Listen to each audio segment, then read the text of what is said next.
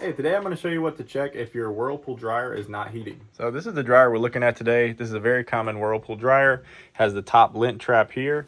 If it's a Whirlpool, Maytag, Amana, Roper, plenty of different styles. If it has this top lint trap, everything I'm going to show you today is going to be similar.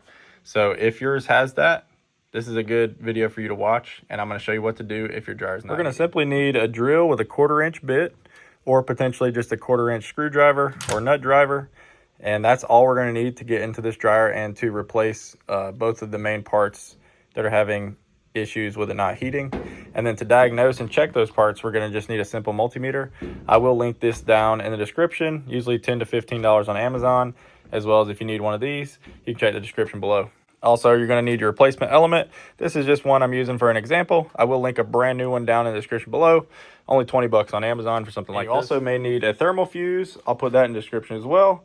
So let me show you how to check those two. I'm going to show you how to check the heating element and the thermal fuse first. And that's the two main things to check if your dryer is currently not heating. We're going to remove this back panel here. The thing I always tell people to check first, though, go flip your breaker, make sure it's not tripped, because it could be a reason why your dryer is not heating. Even if it's turning on, if it's not getting the proper voltage to the dryer, it's always best to flip that breaker and check that first. And then after that, you can check the voltage to your plug that's going in. I'm not going to show that in this video, but I'll link another video where I do show how to do that. So first, we're going to remove this back panel.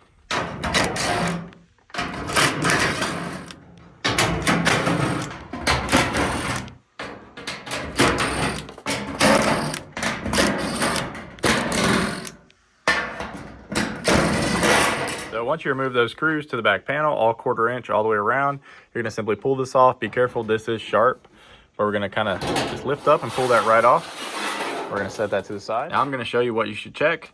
If you look here, this is the element here. So you have a couple wires running to this down here, and then also you have the thermal fuse, which is here. I'm going to show you how to check the thermal fuse first. This is the easiest thing to check, easiest thing to replace. First thing we're going to do is simply remove these two wires. You can just pull those right off. And then we're going to set our multimeter to continuity, and we're going to just touch one end to each side of this fuse. As you can see, we're just going to touch one to one and one to the other. And if our multimeter beeps, that means that fuse is good. If it doesn't beep, that means we need to go and replace that fuse, which I will link it down in the description if needed. I'm going to go ahead and put these wires back. And now we're going to check the element. So on the element, it looks a little crazier, but nothing crazy is really going on. We're going to simply pull this wire back, and then we're going to test it. We're going to touch from here to here. So just like this, we're going to do one here and then one over there. And I'm not getting a beep. So I'm going to go ahead and show you how to replace that heating element. So what we're going to do first is just remove these wires. And then you got 2 1/4-inch screws on each side. Then we're going to simply grab this, make sure the dryer is unplugged, make sure you haven't been, if it hasn't been heating, you're fine, but if for some reason it was heating, make sure it's not hot. Then we're going to pull that out, set that to the side. We're going to grab our new or replacement element. Now, if you order the one in the description below, it won't come with that thermostat piece there, so we're simply going to take that out and then put it on the new machine. If you order like a full kit, it will come with this replacement, but if you order the element only, it won't come with this. So I'm going to show you how to replace that really quick. We're going to grab like a flathead screwdriver or something just to pry under here. We're going to simply slide that up, and then we're going to pull this off just like that.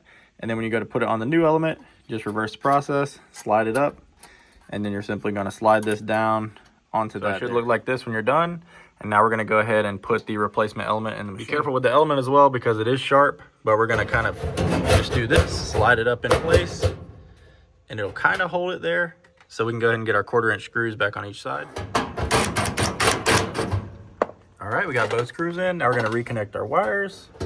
One goes on the bottom. This little small orange wire is going to simply go on that small little piece there. And then this is going to go right on the top, just like that. Now we're going to put the back panel back on, button it all up, and it will be good to go. So once we have the back panel here, we're going to kind of lift up, set it in place. Now that we have the back panel put on, you'd be ready to go. So you can plug your dryer back in, and you should have heat. And if you do not have heat, or one of those didn't fix the issue, I will be doing a video soon. I'm going to put that in the description as well. Potentially your timer could be the issue, and I'll show you how to test and replace that as well. So for now, hopefully that helped you out. And if you guys have any questions, leave them in the comments down below. So these are the two main issues you're going to have if your dryer is not heating, either that heating element or your thermal fuse. So if one of those was bad, that definitely should fix your issue. Now moving forward, we're going to make a video on the timer. It is rare, but sometimes the timer can cause it not to heat if there's no connection between the contacts, or for some reason there was a power surge or something to that degree.